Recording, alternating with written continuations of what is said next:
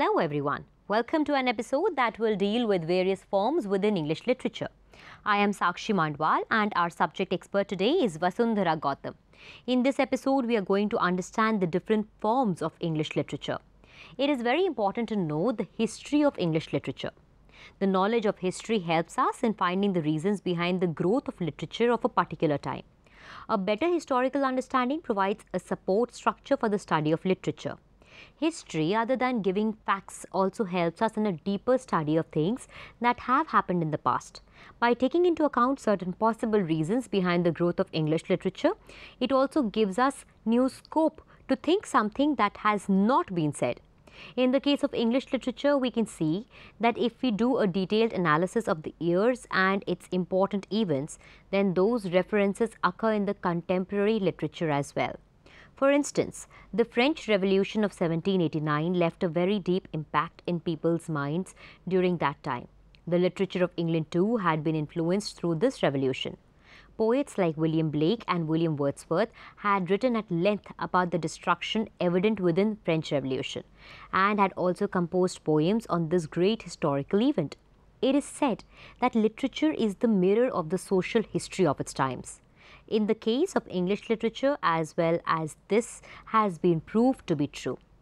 Right from the heroic tales of the Old English period to the horrific human experiences of the First and Second World War, English literature time and again has reflected on history and raised several issues in our minds. In this unit, we will learn about what is English literature, what is its history, the divisions within its history, and the kind of literature that was being produced in every period. In order to understand the importance of this topic of English literature, an attempt will be made to discuss it intensively. In today's session, we will be going to cover the definition of English literature, the history of English literature, the periods within English literature, main features of writings within each period, the important figures of each period, the present situation of English literature. The present situation of English literature. This is an important fact of knowledge that to study literature, we need to have the knowledge of its origin. This knowledge can only be gathered if we study the historical details of literature. In the case of English literature too, it is necessary to get an idea about its history, the phases of changes, the authors of each period, and how one was different from the other. History gives us several answers behind the emergence of a particular literature and factors behind its development. So, in this unit, we would learn about the forms of English literature through the help of its historical background.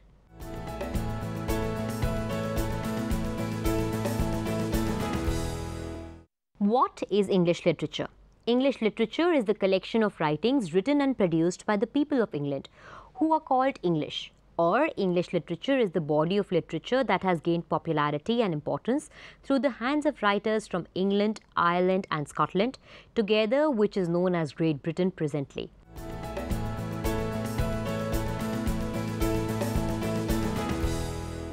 History of English literature. The periods of English literature can be divided as the Old English or Anglo-Saxon period, 450 to 1066 AD, the Middle English period 1066 to 1500 and the Elizabethan period 1500 to 1660, the Neoclassical period 1660 to 1798, the Romantic period 1798 to 1837, the Victorian period 1837 to 1901, the Modern period 1901 to 1940, the Postmodern period 1940 onwards. Please take a note that different authors have divided the periods in different ways. In some books, they are divided according to the rule of the kings and the queens, while in some others according to some significant historical events.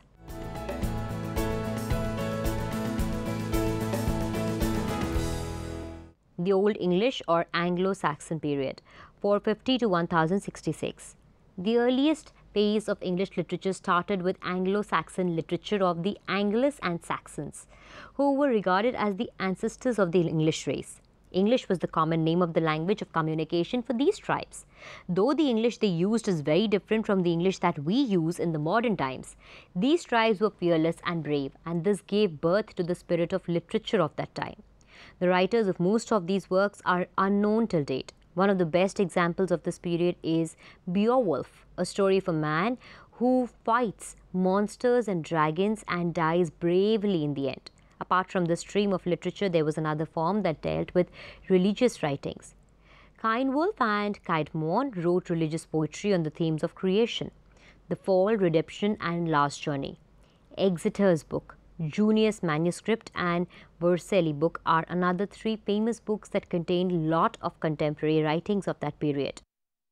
Another key figure of this time was King Alfred, who pioneered the translation of the contemporary stories and named the collection Anglo-Saxon Chronicle.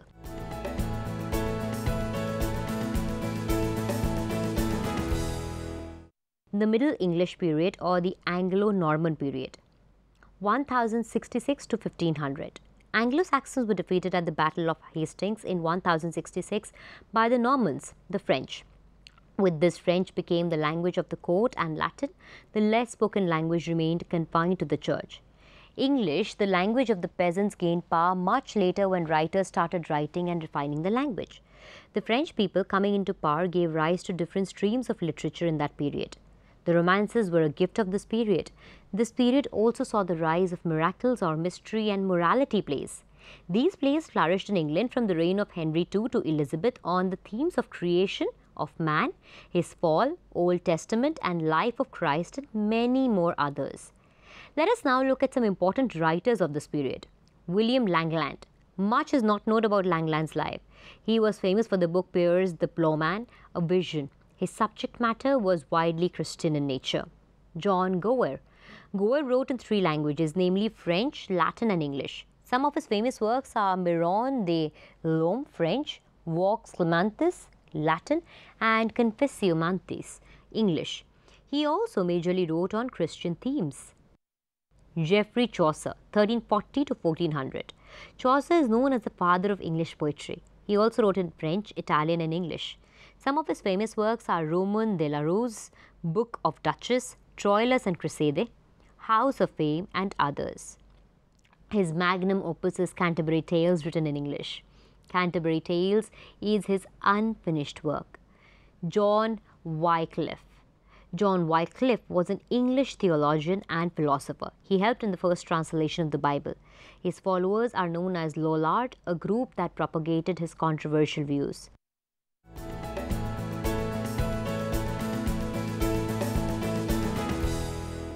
The Elizabethan period, 1500 to 1660. This period saw the invention of the printing press in 1476, and Columbus's voyage in 1492 opened the eyes of the Europeans to the existence of the New World. In 1588, the Spanish Armada, the fleet of the Catholic King Philip of Spain, was defeated, and England gained a sense of stability. The first public theatre was also founded in 1576. Elizabeth I was the second child of King Henry VIII, and in her reign, England flourished from various aspects. The Renaissance period, 1485 to 1660, saw the flood of literature on vast number of subjects. With the growth of theatrical expression, modern English also grew as a national language. These are some of the major events of this period. Since it is not possible to talk about every writer in this session, we shall cover the major writers and genres of this period. We will discuss the Renaissance writers into categories. First, let us look at the dramatists. William Shakespeare. Born in 1564 at Stratford upon Avon, William Shakespeare is considered to be one of the best dramatists in the world history. His plays are popular even today, and they have been adapted into films as well. He has written a number of plays and also composed poetry. His famous plays are Hamlet, Macbeth, King Lear, Othello, Measure for Measure, Julius Caesar, Tempest, and many others. He had also written a number of sonnets and poems like Venus and Adonis. Christopher Marlowe. Christopher Marlowe was a poet and a dramatist. He was educated at the Corpus Christi College of Cambridge. The group to which he belonged was known the University Wits. Robert Greene, George Paley, Thomas Nash, Thomas Lodge, John Lyly, and Thomas Kidd were also part of the group. His characters are generally from humble origin and rise through their own brilliance. His major works are Tamburlaine the Great, Jew of Malta, Dr. Faustus, and many more. He died in a brawl in a London tavern. John Webster. He was born in the year of 1578 and is regarded as one of the greatest post-Shakespeare dramatists. He wrote a few plays in collaboration with Thomas Dekker and Rowley. His famous works are The White Devil, The Duchess of Malfi, Westward Ho, and others. Ben Jonson. Popularly known as the rival to Shakespeare, Ben Jonson was a dramatist, poet, soldier, and actor. He joined theatre as an actor. His works are generally comedies, satires, and tragedies. Some of his famous works are Every Man in His Humour, Every Man Out of His Humour, Volpone, The Alchemist, and many more. He died in a state of penury and was buried in Westminster. Now let us look at some famous poets. Philip Sidney. Philip Sidney was a poet, courtier, and a soldier. He did not publish under his own name while he was alive. He was also the Lord Deputy Governor of Ireland 3 times. His famous works are Defence of Poetry, Astrophel, and Stella, and many others. He died in the Battle of Zutphen. Edmund Spenser. Edmund Spenser belonged to a very poor family in London. He studied great number of classics and Italian poets. He was majorly influenced by Chaucer and Ariosto. His famous works include Amoretti, Protholomeon, Epithalamion, and Shepherd's Calendar. His most brilliant work was Faerie Queene. Chaucer was Spenser's favourite poet and he was buried next to him in Poets' Corner, Westminster Abbey. John Donne. John Donne is regarded as the founder of the metaphysical school of poetry. His treatment of love and the female subject was very unconventional and hence received appreciation very late. His famous poems are the Holy Sonnets, Satires, and Elegy, which was a collection of different poems. John Milton. Milton was a Protestant poet and prose writer. His famous epic based on the story of God and Saturn, Paradise Lost, is known to all. Apart from this, Milton has a list of works like Allegro and Tu, Penseroso, Lycidas, Paradise Regained, Samson Agonistes. He also wrote in favor of education, liberty of press, and divorce in his prose works. Milton wrote poetry in Latin, Italian, and English. Let us look at some prose writers now. Francis Bacon. Bacon was a politician, philosopher, and essayist. He is known as the father of English prose. His reputation largely rests on his essays, especially his terse observation in the style of Seneca. His famous works are The Advancement of Learning, Novum Organum, and others. He gained wider popularity through his essays written between 1597 to 1625. Walter Raleigh. Sir Walter Raleigh was an explorer and colonizer. His letter to Spenser was attached to the Faerie Queene by Spenser. He wrote The History of the World in Prison. An Ocean to Cynthia is one of his last works.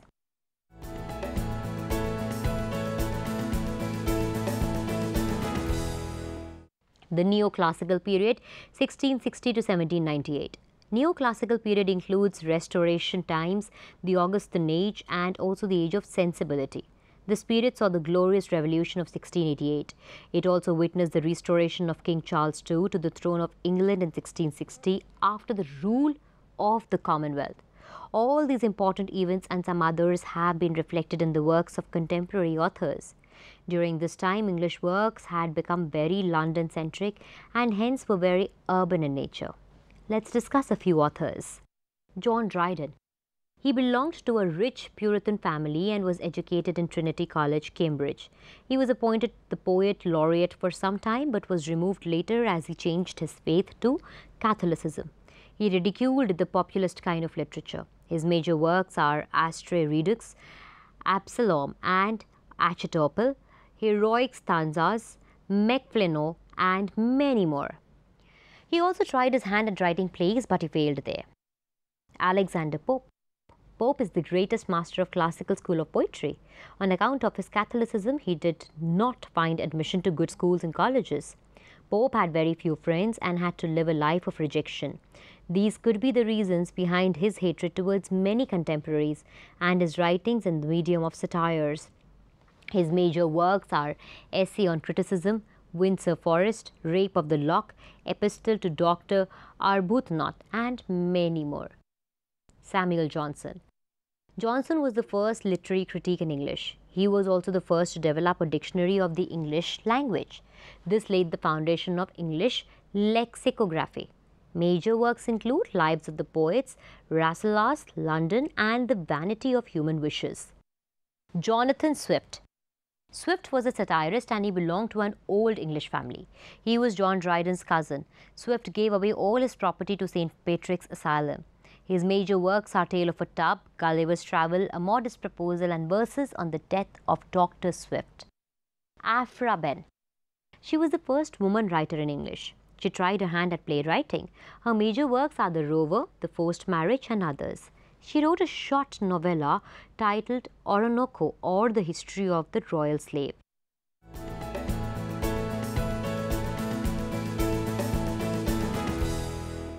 The Romantic Period, 1798 to 1837. In some of the history books of the Romantic period starts with the publication of the lyrical ballads in 1798. The Romantic period is also known as the period of revolution of all forms, literary, social and political. The French Revolution of 1789 gave the three pillars to world solidarity: liberty, equality and fraternity.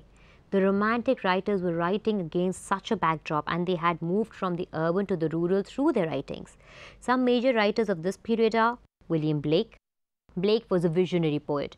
He was also an engraver who used to engrave his own writings. He used to feel the presence of supernatural elements around him. He also wrote the social issues of his time. His major works include The Marriage of Heaven and Hell, Songs of Innocence and of Experience, The French Revolution and others. William Wordsworth. Wordsworth was the poet laureate till 1850. He established English as a language of the poets through the lyrical ballads. He tried to see a connection between poetry and the common man of the countryside. Major works include The Prelude, lyrical ballads, The Excursion, The Solitary Reaper and others. Samuel Taylor Coleridge. S.T. Coleridge was a friend of Wordsworth but differed in his view over poetry. He expressed his views in his critical work Biographia Literaria. His famous works are Rime of the Ancient Mariner, Kubla Khan, Dejection and Ode and others. P.B. Shelley. Shelley was a revolutionary poet who belonged to an aristocratic family. He was expelled from Oxford for circulating the pamphlet titled The Necessity of Atheism. His major works are Queen Mab, Prometheus Unbound, The Mask of Anarchy and many others. John Keats. Keats was apprenticed to an apothecary.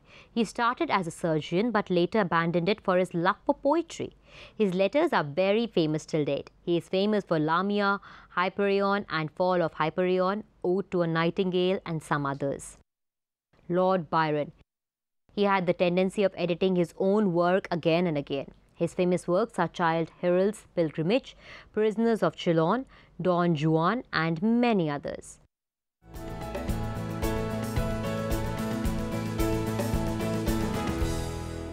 The Victorian period, 1837 to 1901. Queen Victoria ascended the throne of England in 1837 and she became the Empress of India in 1861.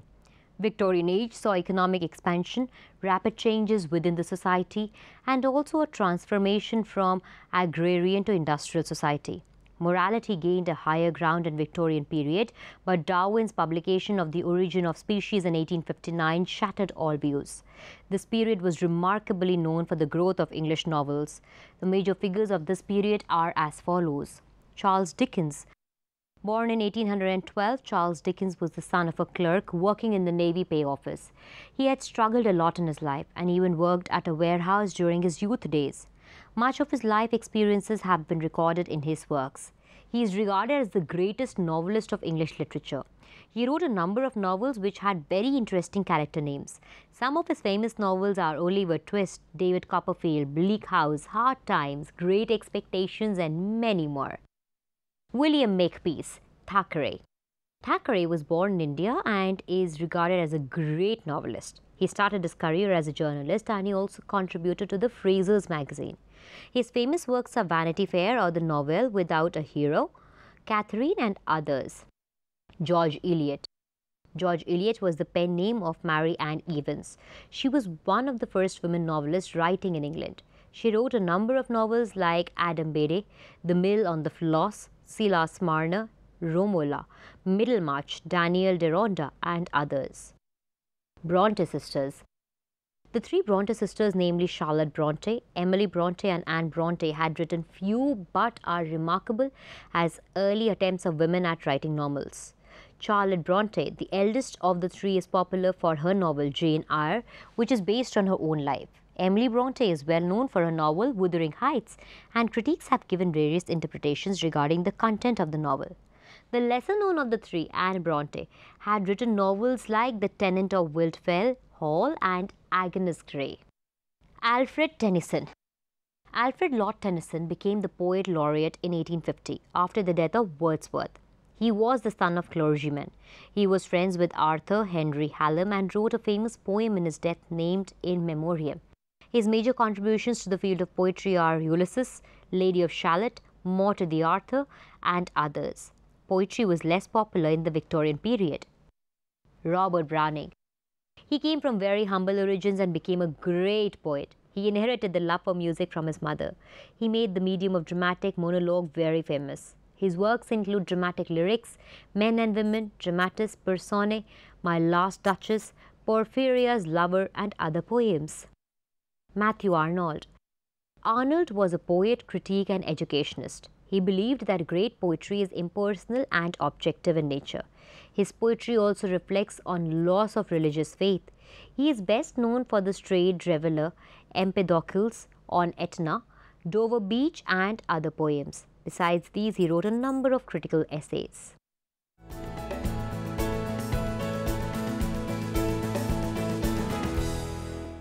The modern period, 1901 to 1940. Queen Victoria died in 1901, and literary historians have claimed the beginning of the modern period after that.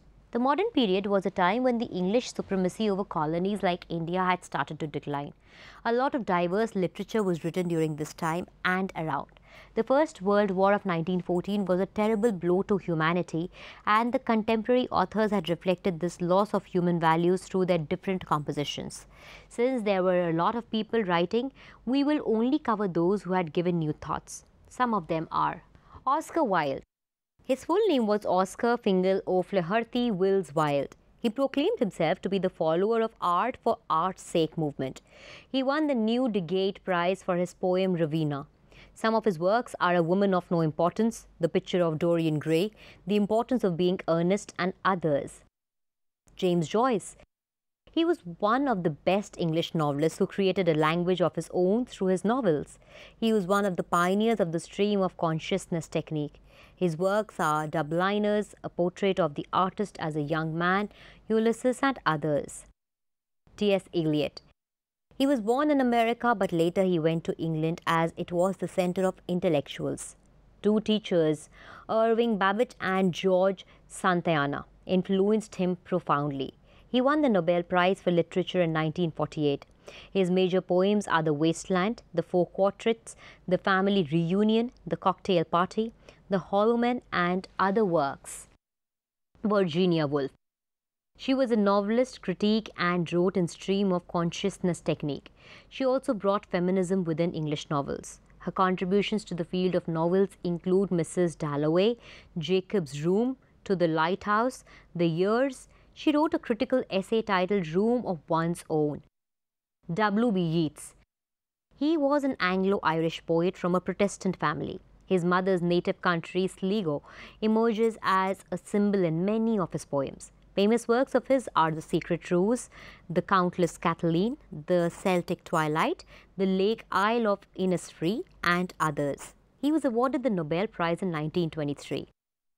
Note, in the postmodern period, the literature of England became more diversified, and we start to study the English that had reached British-dominated colonies for a long time. Different kinds of English usages and types started emerging now.